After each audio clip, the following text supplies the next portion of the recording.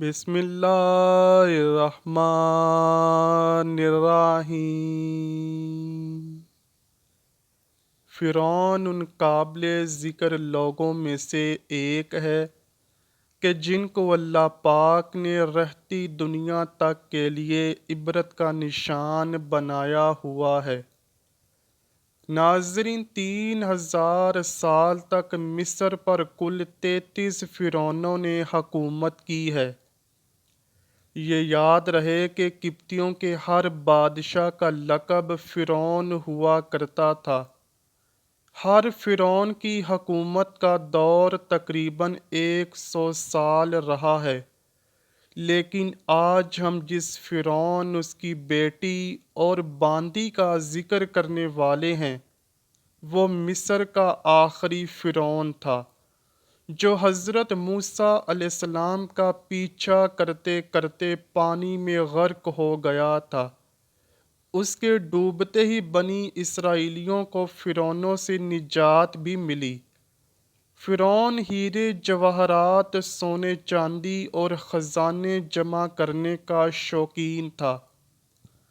فرعون کے نام کے حوالے سے 2 طرح کی روایات ملتی ہیں۔ ایک روایت میں اس کا نام رمسیس دوم، جبکہ کچھ روایات میں اس کا نام ولید مصعب بن ریان ملتا ہے۔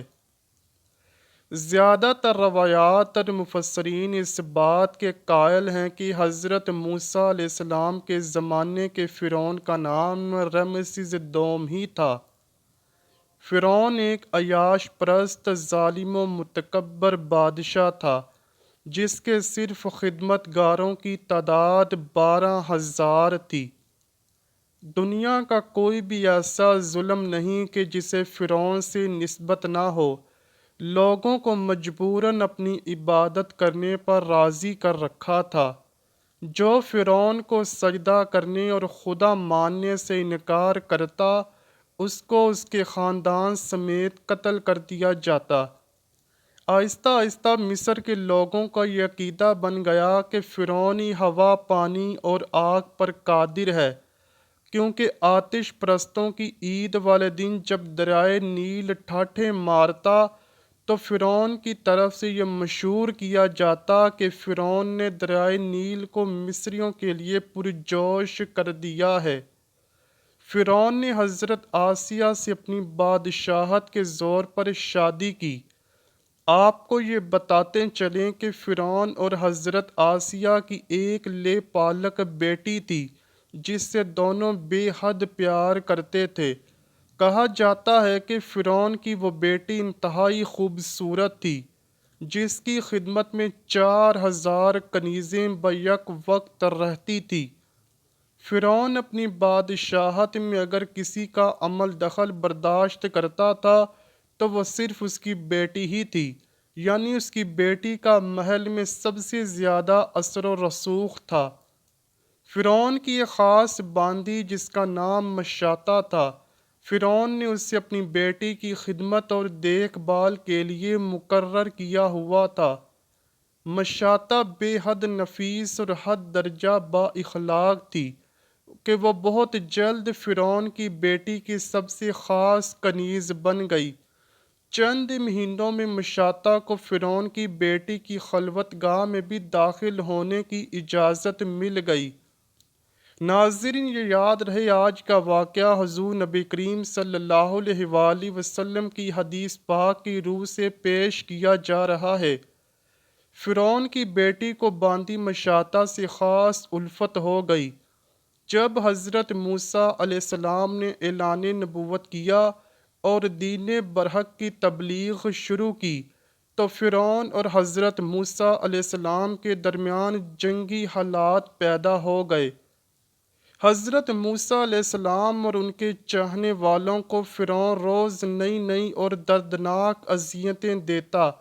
خاص طور پر جب فرعون کو یہ پتہ چلتا کہ کسی نے حضرت موسیٰ علیہ السلام کے دین کو قبول کیا ہے تو وہ اسے دردناک طریقے سے شہید کرتا اور لوگوں کو کہتا کہ میں ہی زندگی اور موت پر قادر ہوں۔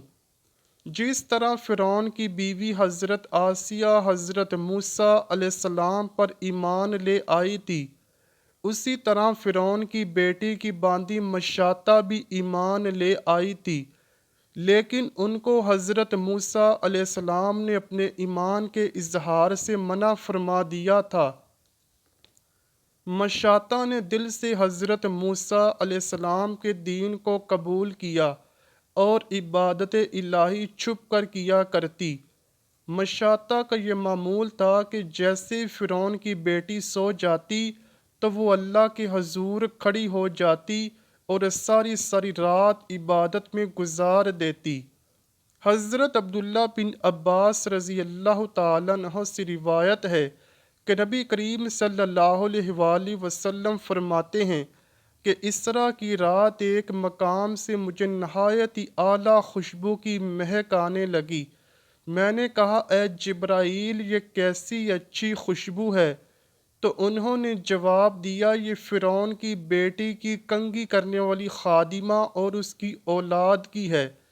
اس کی شان پوچھی گئی تو عرض کیا گیا، فرعون کی بیٹی کو کنگھی کرتے ہوئے اس مومنہ خاتون کے ہاتھ سے اتفاقاً کنگھی گر پڑی تو اس کی زبان سے بے ساختہ بسم اللہ نکل گیا۔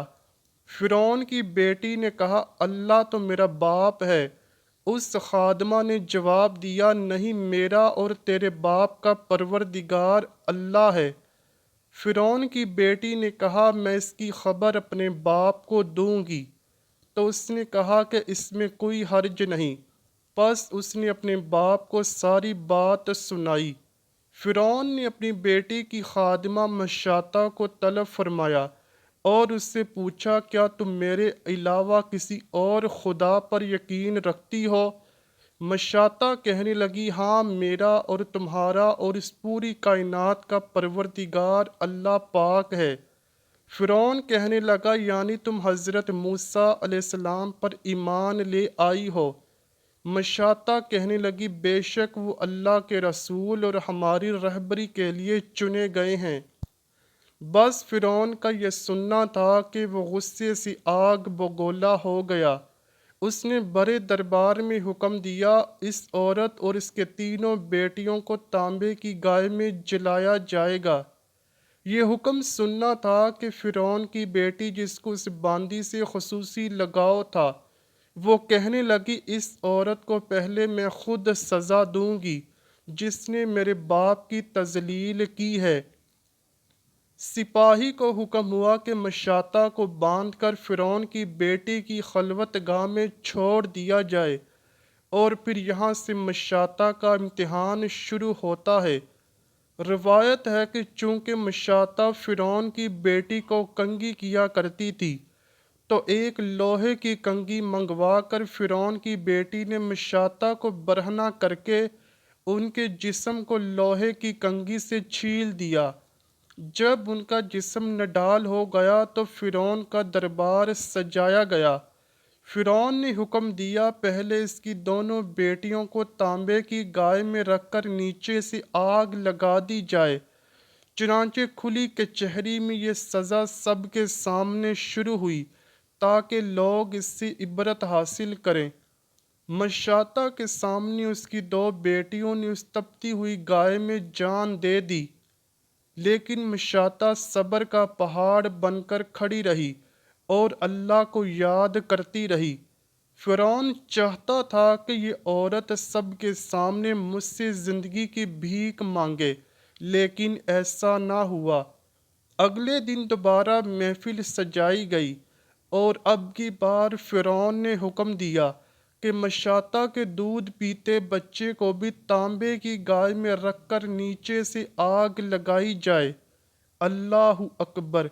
اب کی بار مشاطہ کی چیخیں نکل گئیں، صبر کا دامن ہاتھ سے چھوٹنے لگا، تو اللہ پاک نے اس دودھ پیتے بچے کو قوت گویائی عطا فرمائی۔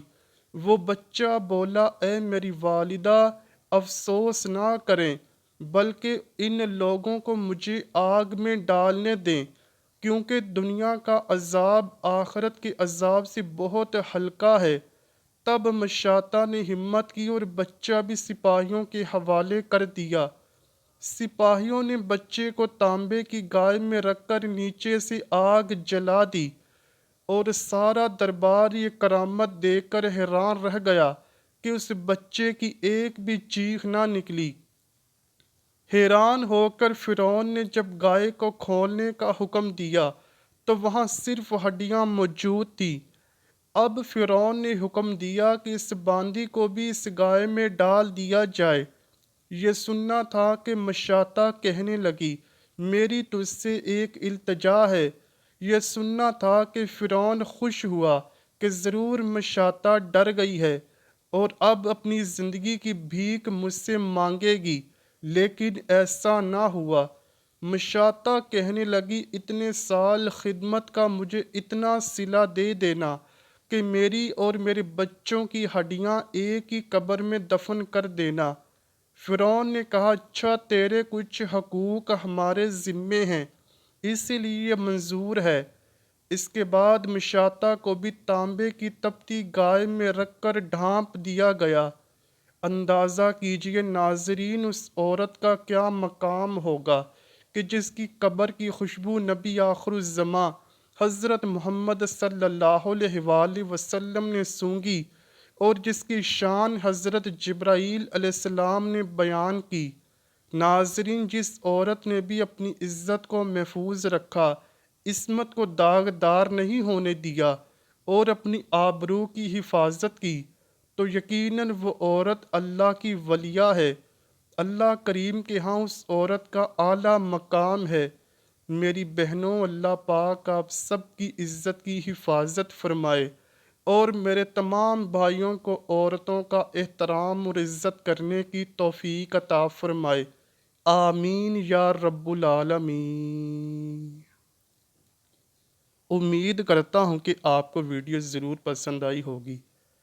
اگر ویڈیو پسند آئی ہے تو ویڈیو کو لائک کیجئے، شیئر کیجئے اور چینل کو لازمی سبسکرائب کیجئے۔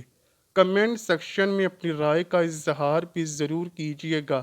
ملتے ہیں اگلی ویڈیو میں، تب تک کے لیے اللہ حافظ۔